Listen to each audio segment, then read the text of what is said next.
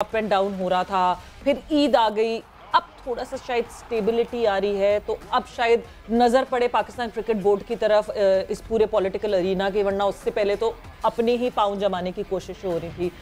तो सबसे पहला सवाल यही है, क्या आपको दिखता है रमीज राजा वुड कंटिन्यू और कोई और छुरियां तेज कर रहा है चेयरमैन बनने की? देखिए, जब जब हुकूमतें तब्दील होती हैं तब तक छुरी कांटे तेज हो ही जाते हैं। चेयरमैन बनने की ख्वाहिशात बहुत सारे लोग अपने दिल में लेकर आ जाते हैं। और अब क्योंकि ये एक कोलिशन वाली गवर्नमेंट है, तो पीपल्स पार्टी और नून लीग दोनों हुकूमतों के नुमाइंदे माजी में क्रिकेट बोर्ड में रह चुके हैं, और दोनों पार्टियों के लोगों की ख्वाहिशात है कि वो दोबारा पीसीबी में आए, और कुछ नए लोगों की भी ख्वाहिश है कि वो पीसीबी में इस ओहदे पर आए। बट कॉन्स्टिट्यूशनली इतना आसान नहीं होगा। जो पीसीबी का जो मौजूदा आइन है, जो एहसान मानी साहब के दौर में जो आइन बना था, उसमें आप जो बोर्ड ऑफ गवर्नर से इलेक्ट होकर आते हैं ना चेयरमैन, तो बोर्ड ऑफ गवर्नर्स में आप इंडिपेंडेंट मेंबर को विड्रॉ करने की क्लॉज मौजूद है, उसमें सिटी क्रिकेट एसोसिएशंस के मेंबर को विड्रॉ करने की क्लॉज मौजूद है, बट पैट्रन के नुमाइंदों को विड्रॉ करने की कोई क्लॉज नहीं है। जो अक्सर कहते हैं कि आइन खामोश है, तो इस मामले पे आइन खामोश है, तो इतना आसान शायद आइनी तौर पर ना हो। दो रास्ते अगर रमीज राजा को मौजूदा हुकूमत हटाना चाहे, एक तो वोट ऑफ नो कॉन्फिडेंस के तहत इनको भी हटाया जिस तरह विफाक में तब्दीली लाया, या फिर दूसरा है जो विफाकी हुकूमत को एक इख्तियार आइनी तौर पर है कि वो मौजूदा कॉन्स्टिट्यूशन को अमेंड करे या उसको सस्पेंड करके नया आइन उस पर कुछ लगा दे। तो ये दो रास्ते हैं जिसपे हुकूमत शायद जाए अगर जाना चाहे तो। बट आई बिलीव कि जितनी अभी क्यास चल रही है पॉलिटिकल, और फिर जो साबिक वज़ीर आज़म है उन्होंने भी कुछ ऐलानात किए, तो शायद प्रायोरिटी अभी ना हो फौरी तौर पर पीसीबी में चेंज। और आइडियली ज़ाती तौर पर मैं समझता हूँ कि तसलसल रहना चाहिए, पॉलिसीज जो एक है उसको मुकम्मल तौर पर चलते रहना चाहिए, तो वो ज़्यादा मुनासिब होगा। किसी को आते ही हर चीज़ में एडमिनिस्ट्रेटिवली हबड़ दबड़ करके चेंज नहीं होना चाहिए। बिल्कुल, आई थिंक उमर की तरफ भी हम यही अगर सवाल राउट करें, उमर तो बल्कि पीसीबी के हेडक्वार्टर के इस वक्त काफ़ी करीब बैठे, हो सकता है कुछ आवाज़ें भी वहाँ से आ रही हों, लेकिन उमर ये तो खैर Faizan has a very valid point कि पॉलिसी का तसलसल है और वो जो एक हमने नथी कर दिया है कि जी वज़ीर आज़म जो आएंगे तो वो जो पैटर्न इन चीफ वाला जो कॉन्सेप्ट है कि जी क्रिकेट बोर्ड भी और हॉकी का बोर्ड जो है, हॉकी फेडरेशन, दोनों के सरबराहान जो है वो चेंज हो जाते हैं। कॉन्स्टिट्यूशनली मुश्किल लग रहा है, लेकिन जो नाम सामने आ रहे हैं वो तो वही पुराने नाम, तो वही क्या सारे कंट्रोल जेड दबा के पॉलिसीज़, काफ़ी एक प्रेशर भी बिल्डअप हो रहा है उमर कि वो जो पुरानी पॉलिसीज़ हैं उनको एक बार फिर से ज़िंदा किया जाए और वो जो कुछ स्टेप्स लिए गए हैं उनको अंडू कर दिया जाए। देखिए, जो आपने पैटर्न की बात की, पैटर्न को अभी तो नहीं बना। पीसीबी का जो पैटर्नशिप वाला जो रोल है ये अभी का नहीं है, ये हिस्टोरिकली काफ़ी 40-50 साल से चलता हुआ आ रहा है। पहले प्रेसिडेंट हुआ करता था, फिर प्राइम मिनिस्टर हो गया। देखिए, हम बड़ा इजी इसको इस चीज़ को क्रिटिसाइज़ करना कि हमें इसको सेपरेट कर देना चाहिए, लेकिन हर कंट्री के अपने डायनामिक्स होते हैं।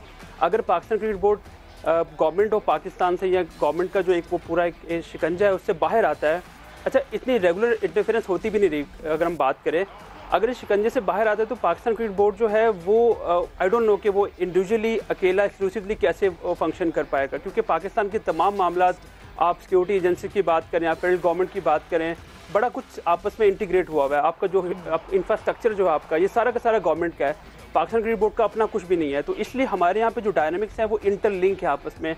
हाँ, इसका तयन आप कर सकते हैं कि कितना इंटरफेरेंस होनी चाहिए, कितनी इंटरफेरेंस नहीं होनी चाहिए। कि आप प्राइम मिनिस्टर को अपने पैटर्नशिप में रहते हुए दो नाम देने चाहिए, नहीं देने चाहिए, ये काफ़ी लंबी डिबेट है। इस पर आई डोंट थिंक कि एक शो काफ़ी होगा। बट अभी जो रमीज़ की बात करते हैं, आप देखें रमीज़ को भी हैंड पिक किया गया था। रमीज़ कोई ऐसा नहीं कि कोई इंटरव्यू दे के कोई प्रोसेस के थ्रू आए थे, उनको भी हैंड पिक किया गया था। तो जो फैज़ान ने बात की कि तसलसल रहना चाहिए, देखिए बिल्कुल इसमें आइडियली आप बिल्कुल ठीक बात कर रहे हैं कि ऐसे होना चाहिए, लेकिन प्रॉब्लम ये है कि हर पोजीशन जो है, कोई भी आया वो ज़का अशरफ साहब हों, आया वो नदीम सेठी साहब हों, नसीम अशरफ साहब हों, वो सब के सब हैंड पिक किए जाते हैं। वो किसी मेरिट के एक पूरे को चल के नहीं आते कि यार ये लोग मेरिट पे हैं, इन लोगों को यहाँ पे होना चाहिए। अब अगर आप रमीज़ राजा की बात करें, अगर आप उनकी जो बेस्ट चीज़ है वो निकालें उनका, क्योंकि एडमिनिस्ट्रेटर तो नहीं है रमीज़ राजा। अगर हम बात करें 6-8 महीने से हम देख रहे हैं, उनकी परफॉर्मेंस को भी हम देख पाते हैं। अगर हम उसको आप इतना टाइम आप दें तो हम उसको उस पर डिस्कस करें, लेकिन आई थिंक जब आप किसी की तरफ से हैंड पिक किए जाते हैं और आपके पीछे वो फाउंडेशन, आपके पीछे वो बेस नहीं रहती, तो मोरल आई डोंट नो कि आपके पास, क्योंकि रमीज़ राजा ने कराची में, फैज़ान को याद होगा रिसेंटली जब ऑस्ट्रेलिया सीरीज़ चल रही थी, तो वहाँ पे भी उन्होंने अलान ये बात बोली थी कि अगर गवर्नमेंट एक दिन यहाँ पे नहीं रहती तो मैं अगले दिन उठ के रिजाइन करके चला जाऊँगा, क्योंकि आप हैंड पिक किए गए हैं ना। आप कौन सा कोई आप कोई इंटरव्यू दे के कोई आप अपनी कोई सेटिस्फाई करके आए हैं कोई प्रोसेस को, जब आप हैंड पिक किए जाते हैं तो फिर आपके पास मोरल ग्राउंड नहीं रहता ये कहने के लिए कि मैं ठीक काम कर रहा हूँ या मुझे क्यों निकाला आपने। देखिए ये प्रोसेस है काफ़ी दिनों से, काफ़ी डेकेड से चलता हुआ रहा है। इससे पहले आई थिंक नसीम अशरफ साहब ने रिज़ाइन खुद से किया था, मुशर्रफ साहब ने वहाँ से छोड़ा और उसके बाद नसीम अशरफ चले गए। उसके बाद से एजाज भट्ट का टेनोर पूरा 3 साल उन्होंने पूरे किए अपने, जब 3 साल पूरे किए उन्होंने थैंक यू वेरी मच किया और वो चले गए। फिर ज़का अशरफ साहब बीच में आते हैं, तो हर चेयरमैन जो है अपना टेनोर पूरा करता है और वो चला जाता है। ये एक थोड़ा सा मुश्किल हुआ है कि इसमें हुआ ये कि फर्स्ट टाइम के 2 गवर्नमेंट्स जो हैं वो आपस में एक्सचेंज हुई हैं। पीटीआई गवर्नमेंट थी, वो मिड वे जो है उनका खात्मा हुआ, उसके बाद एक डिफरेंट कोalition के साथ पीडीएम की एक जो अभी चल रही है। इससे पहले ऐसा कभी नहीं हुआ। इससे पहले बड़ी स्मूथली ज़का अशरफ और नजम सेठी का जो मसला हुआ था वो भी ज़ाहिर आपको याद होगा। पीपल पार्टी का टाइम खत्म हुआ, नून लीग का टाइम आया, तो उसके बाद वो इजीली नवाज शरीफ साहब ने उनको हटा दिया ज़का अशरफ साहब को और वो घर चले गए। कुछ फटे हुए म्यूजिकल चेयर्स हुई थी बीच में उमर, किसी दिन पता चलता था ज़का अशरफ चेयरमैन है, फिर पता चलता नहीं जी सेठी साहब आ गए, फिर होता था ज़का अशरफ। एक म्यूजिकल चेयर्स चली थी, इजी वो भी नहीं हुआ था। वो सुप्रीम कोर्ट का वो सुप्रीम कोर्ट से पहले आपको याद होगा इस्लामाबाद हाई कोर्ट में शौकत अजीज साहब एक जज हुआ करते थे, उन्होंने पूरे कॉन्स्टिट्यूशन को जो है वो अपसाइड डाउन कर दिया था। वो क्राइसिस जो था वो उस कॉन्स्टिट्यूशन की नज़र में आया था, क्योंकि जब उनको आपने फारिग किया तो गवर्नमेंट जो वहां मौजूद थी उन्होंने एडहॉक बेसिस पे को लगाया। ये तो जो हुआ म्यूजिकल चली बिल्कुल, ये तो जो हुआ पास्ट में वो होता आया।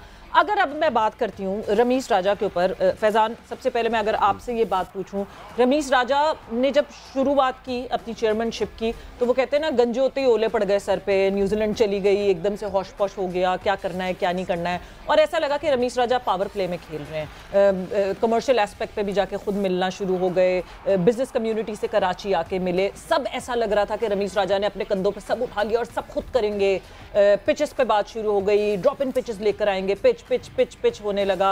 एक लग रहा था पावर प्ले वो खेल रहा है। उसके बाद बीच में स्टेबिलिटी आई, मगर अब जब गवर्नमेंट चेंज हुई है तो फिर से लगा कि शायद सेकंड पावर प्ले में फिर से रमीज राजा खेलना शुरू हो गए, बिकॉज जिस तरह लगातार उनके सजेशंस, बयानात, वुमेन पीएसएल, अंडर 19 पीएसएल, ये सब आ रहा है, तो लग रहा है कि बड़ी जल्दी में है वो। He needs to prove something या he needs to leave a legacy behind कि हाँ जी ये रमीज राजा ने शुरू करवाया। What do you feel? देखिए सवेरा, पहली बात है कि जो अब तक जो कुछ हुआ रमीज राजा के दौर में जो चीज़ें हो गई उसका क्रेडिट रमीज राजा को अकेले नहीं मिलता, वो एक पूरे माजी के एक काम का एक तसलसल का सिलसिला था। जो ऑस्ट्रेलिया की टीम भी आ गई वो भी एक तसलसल था जिसमें वसीम खान को हम ज़रूर क्रेडिट देंगे। अक्सर लोग उनको तनकीद का निशाना मारते हैं, बट मुझे कभी कभार ये लगता है सवेरा कि रमीज राजा साहब शायद चेयरमैन ऑफिस में आके भी कमेंट्री बॉक्स से बाहर नहीं आ सके। उनको जो जो उनके एक उनके रूटीन का हिस्सा बन चुका है कि हर बात पे कमेंट करना।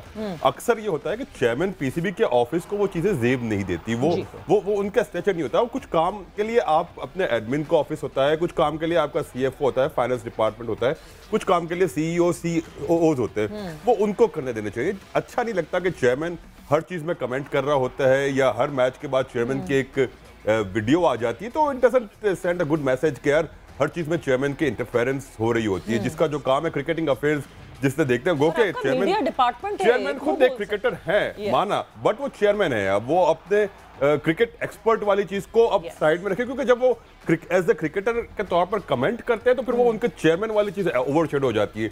उनका काम वहाँ पे फुट डाउन करना है, वहाँ पे अकाउंटेबिलिटी करनी है कि कौन किस तरह काम कर रहा है, कौन किस तरह काम नहीं कर रहा। तो ये सारी चीजें उनको वहाँ पे देखनी चाहिए। तो और अब भी आगे जो बातें उन्होंने की है, मुझे लगता है कि जल्दबाजी में बहुत सारी बातें कर दी है, फिजिबिलिटी कहीं नज़र नहीं आ रही।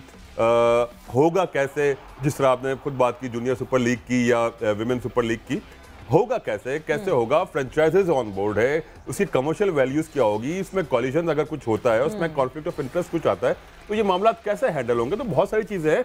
आपने थर्ड पार्टी से आपने कुछ करवाया, अभी नहीं करवाया, क्योंकि जब पीएसएल भी हुआ था तो थर्ड पार्टी से आपने फिजिबिलिटी रिपोर्ट बनवाई थी, फाइनेंशियल मॉडल बना था, बहुत सारी चीजें होती है। अक्टूबर में आपने जूनियर लीग कराने का ऐलान कर दिया। आपकी जो एग्जिस्टिंग जो आपके पार्टनर्स है पीएसएल के, वो they are not on board.